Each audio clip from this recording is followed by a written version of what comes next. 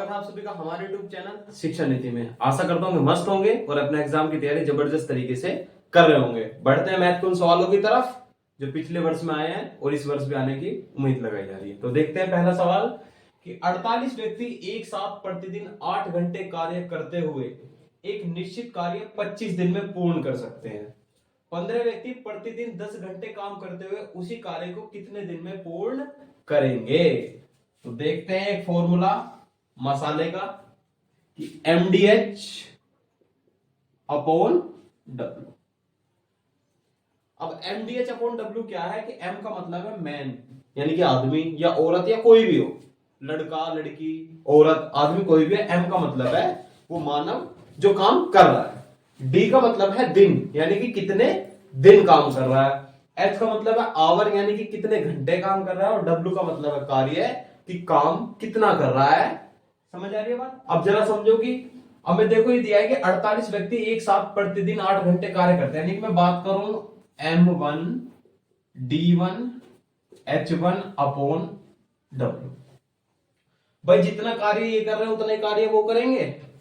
तो जरा देखो M2 D2 H2 upon W, work दोनों के लिए सेम है। अब जरा देखो पहले आदमी कितने थे, आदमी थे 48, कितने घंटे काम कर रहे थे और कितने दिन काम कर रहे थे। 48 व्यक्ति एक साथ प्रतिदिन 8 घंटे कार्य करते हुए एक निश्चित कार्य 25 दिन में, कितने दिन 25, कितने घंटे 8 घंटे, कार्य कितना है W बराबर। दूसरे में कितने व्यक्ति हैं 15 व्यक्ति गुणा D2 यानी कि दिन हमें निकालने हैं गुणा कितने घंटे 10 घंटे और कार्य कितना है W है। W से W कैंसिल, मुझे क्या निकालना है D2 निकालना है। तो जो इधर मल्टीप्लाई इधर किस में आ जाएगा डिवाइडेड, तो यानी कि D2 बराबर 48 गुणा 25 गुणा 8 बटे 15 गुणा 10। अब इसे काट दो तो ये किससे कट रहा है देखो 5 पंजे 25, 5 दूनी 10, 2 चौक 8, 5 तिया 15 और 3 से कितनी बार 16 बार और 16 चौका 64, यानी कि उन व्यक्ति को कितने दिन काम करने में लगेंगे 64 दिन। चलिए बढ़ते हैं अगले सवाल की तरफ।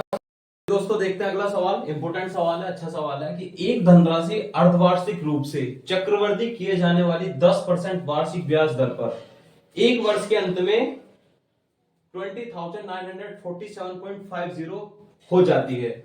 उसी धनराशि पर पहले की 3 गुनी ब्याज दर पर 4 सहित 2/5 वर्षों में प्राप्त होने वाला साधारण ब्याज कितना होगा। मस्त सवाल है, बढ़ते हैं देखते हैं सवाल की तरफ को कि मान लो जो अर्धवार्षिक की अगर मैं बात करूं अर्धवार्षिक की, तो अर्धवार्षिक यानी कि एक वर्ष में कितने अर्धवार्षिक होते हैं 2, भाई अर्धवार्षिक का मतलब 6 माह, तो कितने अर्धवार्षिक होते हैं 6 माह। यानी कि अगर हम इसे वर्ष में देखो तो कितने वर्ष बैठ रहे हैं 2 वर्ष। मतलब समझने का मतलब यह है कि एक वर्ष में कितने अर्धवार्षिक होते हैं 2 अर्धवार्षिक होते हैं। तो यानी कि जो मैं इसमें फॉर्मूला यूज करूंगा वो सपोर्टिव यूज करूंगा, मैं इसे मान के चलूंगा कि कितने वर्षों की बात कर रहा है 2 वर्षों की। तो यानी कि अर्धवार्षिक के लिए एक चीज याद रखना कि जो दर है वो तो हो जाती है आधी अर्धवार्षिक के लिए और जो समय है वो हो जाता है 2। बात समझ आ रही है। अब जैसे अगर दर की बात करूं तो दर कितनी दी है, दर कितनी दी है 10%, तो यानी कि दर कितनी हो जाएगी 5%। भाई आधी का मतलब 5%।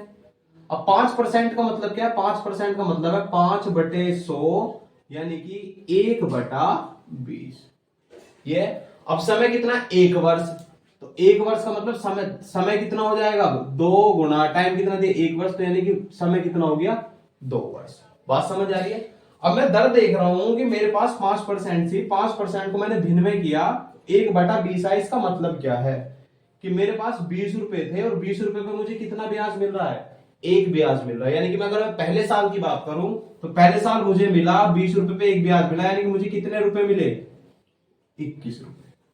अब वो कह रहा है चक्रवृद्धि, चक्रवृद्धि होता है कि अगर मैं दूसरे वर्ष की बात करूं तो उनका स्क्वायर कर दो, यानी कि 20 का स्क्वायर कितना होगा 400 और 21 का स्क्वायर कितना होगा 441। आशा करता हूं समझ आ रहा होगा। अब चलिए देखते हैं सवाल कि एक वर्ष के अंत में यानी कि मैं बात करूं 2 वर्ष के अंत में तो मुझे इतने रुपए मिले, मुझे यहाँ कितने मिल रहे हैं 441 तो यानी कि 441 का मतलब है कितना, 209447.50 अपॉन 441 इंटू, अगर मैं इसमें 400 की गुणा कर दूं तो मुझे पता लग जाए कि मैंने कितना पैसा उधार दिया था, यानी कि मूलधन मेरा कितना था। अब जरा इसे निकालते हैं, तो अगर ये पॉइंट हटाना हो तो ये 2 जीरो कैंसिल। अब इसे काट दो, इसे 3 से काट के देखना, 3 एकम 3, 3 चौक 12 और 3 सत्ते 21। इसे भी 3 से काट दो, 3 छंग 18, दोनों 3 निम 27, 2 3 अट्ठे 24, यहाँ पे कितना है 7, 3 दूनी 6, कितना बचा 1, 3 पंजे 15 और ये जीरो ऐसी, फिर से 3 से कट जाएगा, 3 चौक 12 और 3 निम 27, 3 दूनी 6, 3 तिया 9, 3 दूनी 6, 2 3 सत्ते 21, 3 पंजे 15 और ये जीरो ऐसे भी किससे कट रहा है, ये शायद 7 से कट जाएगा, 7 सत्ते 49, 7 तिया 21, बचा कितना 1 और 2, तो 7 एकम 7, बचा कितना 5, भाई 7 तिया 21, बचा कितना 2 और 2 7, करके देख लो, 3 2 7 5 0, 7 तिया 21, 2 और 2 7 तिया 21, बचा कितना 1 और 7, 7 दूनी 14, बचा कितना 3 और 5 और 7 पंजे 35, यानी कि ये आया 33 2 5 0, ये आ गया कट के। अब ये फिर से 7 से कट जाएगा भाई, 7 चौक 28, 28 और 5, 7 सत्ते 49 और 7 पंजे 35, इतना और गुणा 4, यानी कि मेरे पास प्रिंसिपल मूलधन की वैल्यू कितनी है, 4750 गुणा 40 की गुणा मत करो अभी। अब वो पूछ क्या रहा है मुझसे, मुझसे वो कह रहा है कि उसी धनराशि पर, यानी कि ये धनराशि है, इसी धनराशि पर पहले की 3 गुना ब्याज दर पर 4 सही 2/5 वर्षों में प्राप्त होने वाला साधारण ब्याज कितना होगा। अब साधारण ब्याज की अगर हम बात करूं तो आई बराबर जो होता है वो होता है पी गुना आर गुना टी अपॉन 100। अब पी कितना है मेरे पास 4750 गुणा 4 गुणा आर कितना है 10%, लेकिन क्या कह रहा है वो 3 गुना ब्याज दर, पहले 10 थी तो अब कितनी हो गई 30 गुना, अब टाइम कितना है 4 पंजे 20 और 2 22, यानी कि 22/5 और अपोन में कितना है 100।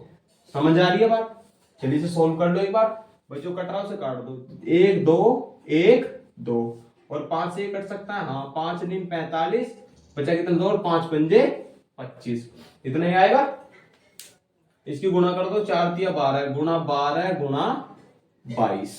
अब इसे सोल्व कर लो, 12 पंजे 60, 6 12 निम्न 108 और 6 114 गुणा 22, इसकी गुणा इसमें कर दो 22 0 0 और 22 चौक 88, यानी कि 8 और 8 एक ही ऑप्शन में दिख रहा है मुझे, ये दिख रहा, तो यानी कि इसका आंसर कितना होगा 25080।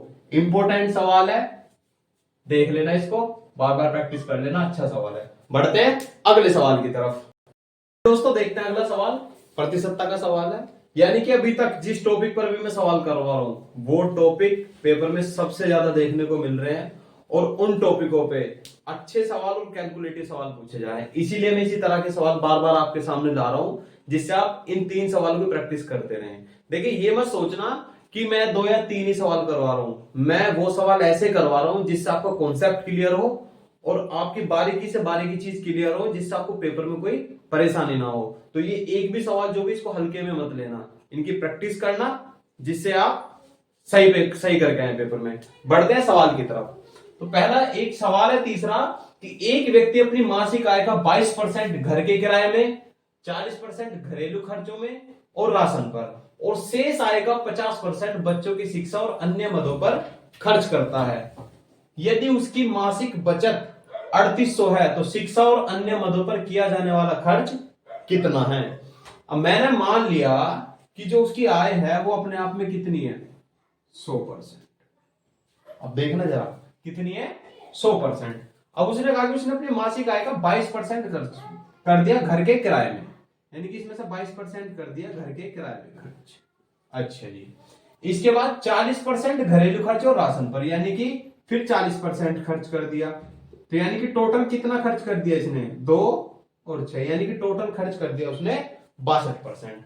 और शेष आय का यानी कि 62% वो यहाँ पे खर्च कर चुका है। अब बचा कितना है, यानी कि 100 में से अगर मैं 62 घटाऊं तो अब मेरे पास कितना बचा हुआ है, 38 बचा हुआ है। कितना बचा हुआ है, 38। शेष आएगा 50%, यानी कि 38 का 50%। अब समझो जरा 38 का 50%, यदि मैं कहूं 100 का 50% यानी कि 50 रुपए, यानी कि 50% का मतलब होता है कि किसी भी संख्या का आधा, वही तो होता है 50%। अब भाई मैं कहूं 200 का 50% यानी कि 100, 50 का 50% यानी कि 25, तो यानी कि 38 का 50% निकाल के भी दिखा दूंगा इसे, लेकिन टाइम नहीं है अभी, समझाएंगे बाद में। तो डायरेक्ट ऐसे समझ लो, किसी भी संख्या का 50% का मतलब है कि उस संख्या का आधा, यानी कि हाफ कर दो। तो उसने कहा कि शेष आय का 50% बच्चों की शिक्षा और अन्य मदों पर खर्च करता है। शेष आय कितनी बची है उसकी, 38। 38 का 50% खर्च कर रहा है, यानी कि कितना खर्च कर रहा है, 19 खर्च कर रहा है। तो बच भी कितना रहा है भाई, 38 में से 19 खर्च कर दिया तो बचा भी कितना, 19 ही बचा। अन्य मदों पर खर्च करते हैं, यदि उसकी मासिक बचत 3800 है, मेरे अकॉर्डिंग मासिक बचत कितनी है, 19। क्वेश्चन के अकॉर्डिंग कितनी है, 3800। तो 19 का मतलब कितना दिया है, 3800। ठीक है, अब क्या पूछा है वो भी देख लो जरा। तो उस शिक्षा और अन्य मदों पर किया जाने वाला खर्च, यानी कि शिक्षा और अन्य मदों पर, यानी कि शिक्षा पे और अन्य मदों पर कितना खर्च करा, 50% ही तो करा था, इतना ही तो करा था। 50% वैल्यू क्या थी, 19, और 19 की वैल्यू कितनी है, 3800। तो आंसर क्या है, 3800। तो मिलते हैं अगली वीडियो में नए सवालों के साथ। जय हिंद, जय भारत।